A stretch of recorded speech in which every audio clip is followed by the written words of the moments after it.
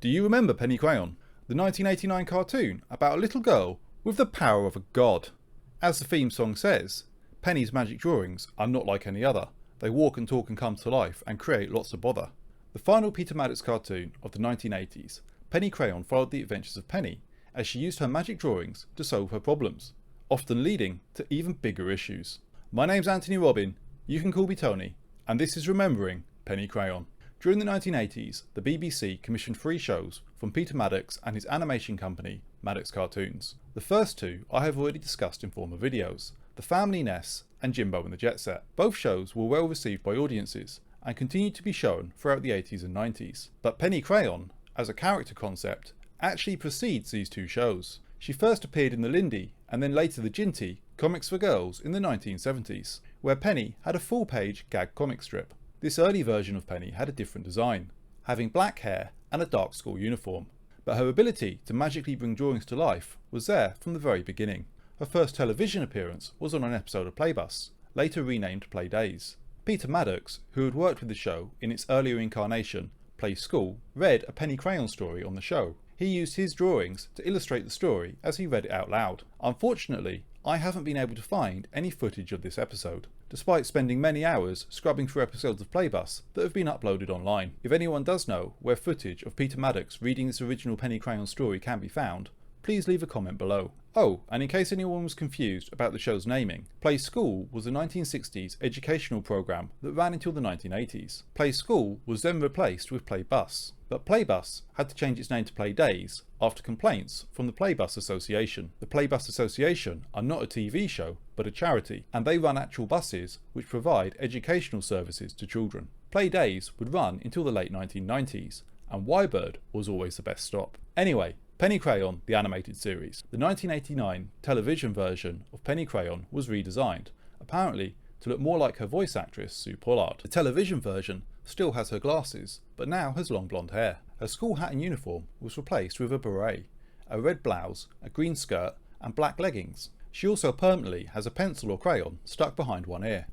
Right there. Penny Crayon was a precocious schoolgirl, voiced by Sue Pollard. My voice is going. Penny Crayon was a precocious schoolgirl, voiced by Sue Pollard. She was very good at art and possessed magic pencils and crayons which brought everything she drew to life, until the picture was either rubbed out or washed away. Despite having a power that would rival the gods, being able to create fully living, breathing people who were sentient and could just be rubbed out when they were inconvenient, Penny only ever used her powers to deal with mundane, slice-of-life adventures, but her solutions to these problems would then quickly get out of control. For example, when she accidentally damaged a waxwork of the Phantom of the Opera at the local museum. Penny just draws the real Phantom of the Opera and tells him to stand there completely still, but then he goes on a rampage and kidnaps a local celebrity. Or how about when Dennis's dog ran away just before the dog show? Penny simply draws a replacement dog, and since the dog that she drew won, why not keep drawing more dogs and entering them in the other categories? Which is fine until the other competitors become suspicious. Penny Crayon did do a couple of more out there adventures, like the Greek myth and pantomime episodes, which follow a more dreamlike and stream of consciousness structure.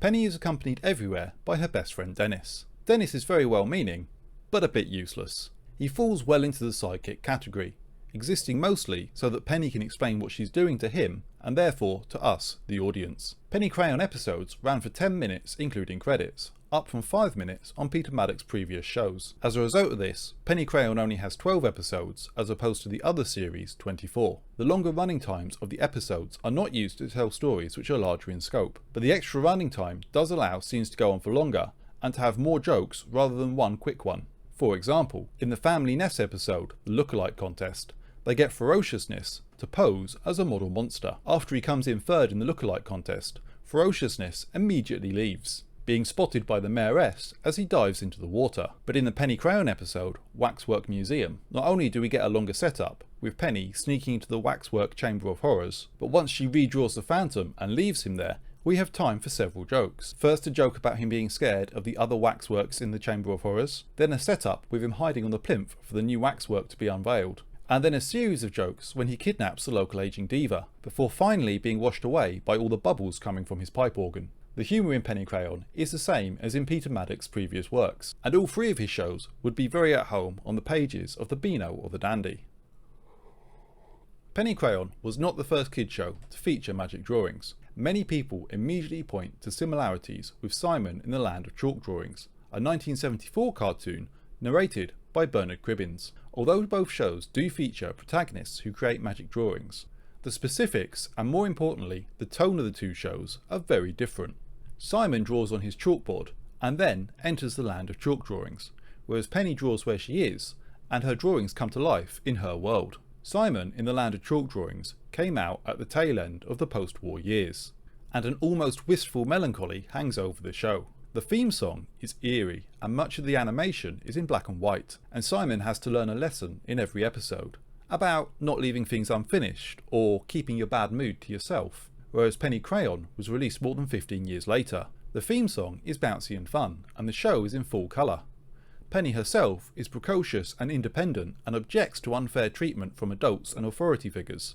She is almost a precursor to the kids' rule era of television, which would occur during the 1990s. Penny Crayon feels like it was created to entertain children for a few minutes at a time and revel in the joy of childhood, whereas Simon in the Land of Chalk Drawings feels like it's obliged to teach children lessons along with the story. It did have Bernard Cribbins as the narrator though. People also point to Howard and the Purple Crayon, a story about a child who draws his train of thought with a purple crayon. It was originally a book produced in 1955 and had adaptations to animation during the 70s and the 90s. It's certainly a very American product. Sue Pollard voices Penny in the show, with the rest of the voices being provided by Peter Hawkins, who worked with Peter Maddocks on his previous shows. Sue Pollard gained national recognition with her role in Heidi High, a sitcom set in a holiday park in the UK. She would go on to star in other sitcoms, plays, and even had a singing career. Sue Pollard could be seen as a strange casting choice for Penny, as she's often referred to as living in London, despite Sue Pollard's strong Midlands accent. But Sue brings a lot of energy to Penny and really brings the character to life. Penny's passion for art and her impatient attitude towards bullies really shines through in Sue Pollard's delivery. An interesting side effect of the show losing Susan Sheridan, who did the female voices for Peter Maddocks' previous works, is that there are now very few speaking female characters apart from Penny herself, and those that do appear have deeper, more mature voices, as they are voiced by Peter Hawkins, who is also doing the voice of Dennis and the rest of the cast. The theme song is once again written by Roger and Gavin Greenway. They deliver another incredibly catchy theme song that you can still sing along to all these years later.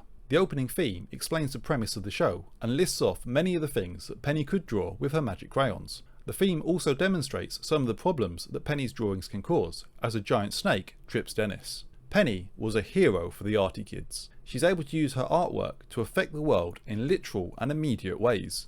Her effect on the audience was tangible, with reviews and comments on old forums stating that people were genuinely inspired to make their own art after watching Penny Crayon. It does seem strange then that there was such a lack of merchandise for the show. Apparently the show had an annual released in 1990, but I can't even find an image of this online. I do wonder if the show was a victim of the toys are for boys trope, limiting the willingness of companies to make merchandise for the show. I think it's a real missed opportunity, given the subject matter of the show, not to have had at least a tie-in line of art supplies available. Sadly, once again, this show is unavailable to view by any official means. Penny Crayon is not available on the iPlayer or any major streaming service. A few VHS tapes were released in the 1990s, with Triang releasing all episodes across 3 tapes. However, these are hard to find even on second-hand sites. A DVD is readily available for purchase, however this only has 4 of the 12 episodes. You can find episodes of the show uploaded on YouTube with questionable legality. Honestly, I am annoyed that there is no good way to watch the Peter Maddocks shows from the 1980s. They may not be high art, and they may not be of any major social consequence. However, a lot of people have really good memories of watching these shows when they were kids, and a lot of hard work clearly went into them. Leaving these shows to be forgotten seems wrong, especially with Peter Maddocks' recent death. Ideally, I would like it if all 3 Peter Maddocks shows had a high-def re-release on Blu-ray, especially if the BBC could bundle in any archive interviews that they may have with Peter Maddocks or anyone else who worked on the show. I do understand that these shows weren't made in 4K, and upscaling them may not give us the results that we desire. Still, it would be great to see these shows in any improvement over the fuzzy VHS rips which are available on YouTube, and I would happily settle for being able to see them on the iPlayer in standard definition. I live in hope. I've really enjoyed revisiting all of the Peter Maddocks cartoons, and I hope you've enjoyed these videos. If you haven't seen my Family Ness or Jimbo and the Jet Set videos, go and check them out now. I'll be back soon to talk about more forgotten kids shows from the past, so like and subscribe if you want to see more.